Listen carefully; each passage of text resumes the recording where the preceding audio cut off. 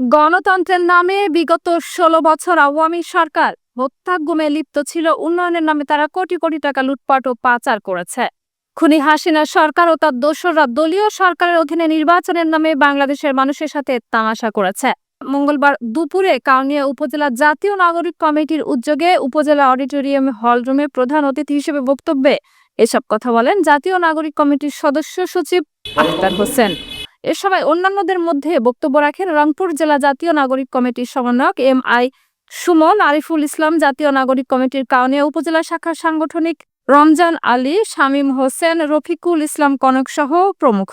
এ সময় বক্তারা বলেন, ফ্যাসিবাদী ব্যবস্থার বিলোপ, নতুন রাজনৈতিক বন্দোবস্ত বাস্তবায়নের লক্ষ্যে অভ্যুত্থানের শক্তি, নাগরিক আহত ও শহীদ পরিবারের সাথে তরুণ নাগরিকদের সমন্বয়ে গঠিত জাতীয় নাগরিক কমিটি গোটা দেশব্যাপী একটি রাজনৈতিক ভারসাম্য নির্মাণে কাজ করছে।